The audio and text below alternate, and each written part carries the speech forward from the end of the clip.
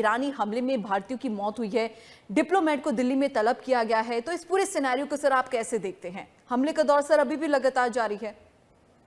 देखिए, सबसे पहले तो बहुत दुख की घटना है। हमारी हार्दिक संवेदनाएं। ओम शांति, प्रभु उनकी आत्मा को शांति दे। मसला बड़ा है दीपाली जी, क्योंकि जो अभी टोटल मृत्यु दर है वो 8 से 12 के बीच का है। क्योंकि कुछ लोग हमने मिसिंग डिक्लेयर कर रखे, जैसे कल परसों में एक और भाई की बात कर रहे थे, वो मिसिंग था। अब उसको कब डेड कन्वर्ट डिक्लेयर किया जाएगा, वक्त की बात है। क्योंकि अगर आप 2 4 6 घंटे में आदमी को नहीं ढूंढ पाते हो, तो फिर ढूंढने के चांस कम हो जाते हैं। ये हम नहीं कहते कि हम तो प्रभु से ये कामना करेंगे सब स्वस्थ रहे, हमें मिले। पर देखिए, इस हमले में एक भाई हमारा वीर गति को प्राप्त हुआ है और 8 लोग जख्मी हैं, जिसमें से कम देखिए, मुझे मुझे लगता है कि 4 सीरियस है। और क्योंकि 8 में से 6 भारतीय है, तो अब भगवान जाने, मतलब कुछ यहाँ कुछ चीजें अच्छी नहीं लग रही। 3 से 4 लोग हमारे और मृत्यु को प्राप्त हो सकते हैं। अनफॉर्चुनेट न्यूज है, बतानी पड़ेगी कि हम अपना दायित्व निभा रहे हैं। तो यहाँ मसला एक मृत्यु का नहीं है, मसला 3 से 4 लोगों का है। कल जो एक भाई मिसिंग हुआ, उसको भी कब आप डेड डिक्लेयर करोगे? और उससे पहले भी ये घटना हुई, याद कीजिए, इन्होंने एक बार फिर जहाज को अटैक किया था। तब खबर आई जी अमेरिकनों ने किया, डोनाल्ड ट्रंप ने बोला हमने नहीं किया, ईरान फिर गोल हो गया।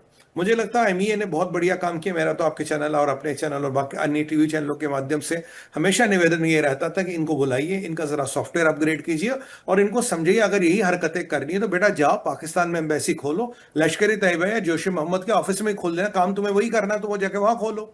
यहां भारत में जो लोग एम्बेसियां खोलते हैं वो सभ्य लोग होते हैं। जिहादिक मानसिकता वाल रखने वालों के लिए यहां कोई जगह नहीं है।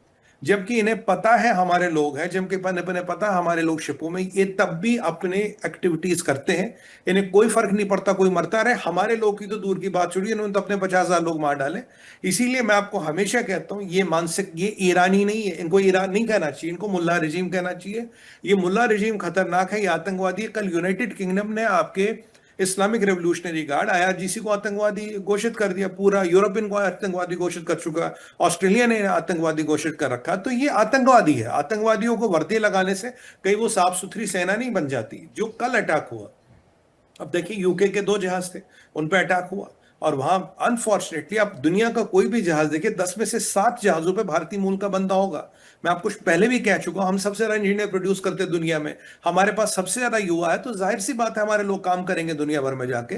इसको बताते हुए तब भी इन्हें शर्म नहीं आती।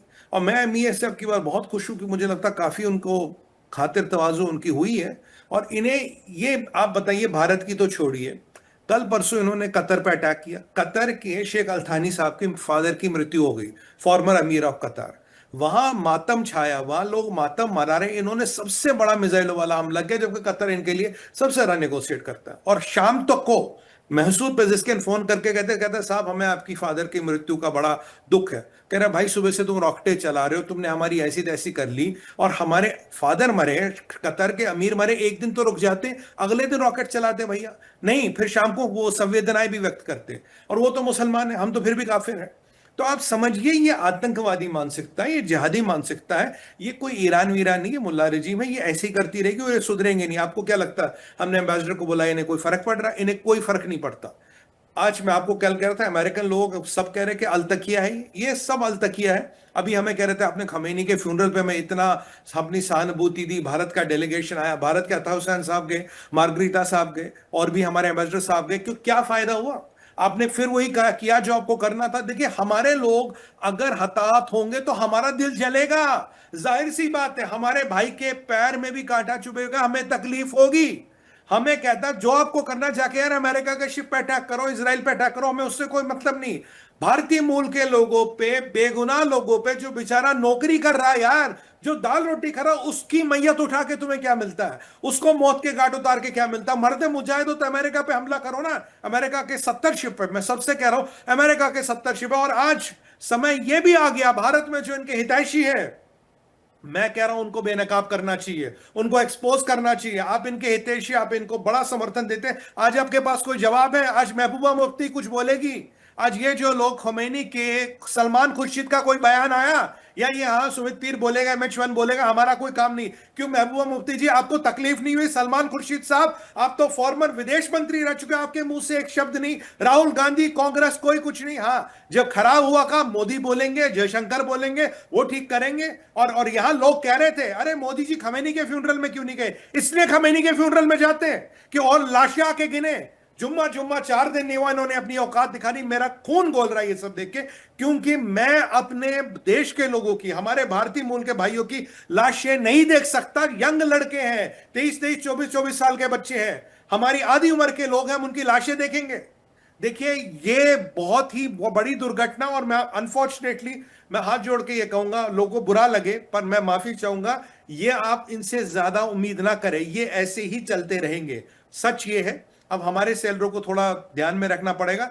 ईरान को आप डिमार्च दे, कुछ भी दे, कोई फर्क नहीं पड़ता, उनके कान पे जूं तक नहीं रहती। आतंकवादी आतंकवादी रहते हैं, हरी वर्दी लगाओ, काली वर्दी लगाओ, पीली वर्दी लगाओ, जहादी जहादी रहता है। ये at the end of the story है, ये हकीकत है, कटु सत्य। दीपाली बहन माफ करिएगा, मैं आपके चैनल पे दिल खोल के बोल रहा हूं, क्योंकि हमें अपने जनता को वास्तविकता बतानी पड़ेगी। MH1 के प्लेटफॉर्म के माध्यम से वास्तविकताओं से अवगत कराना पड़ेगा। मोदी जी, जयशंकर साहब, जायसवाल साहब जो कर सकते हैं कर रहे हैं, बट यहां परिस्थिति हमारे हाथों के काफी बाहर है। वास्तविकता ये है जी।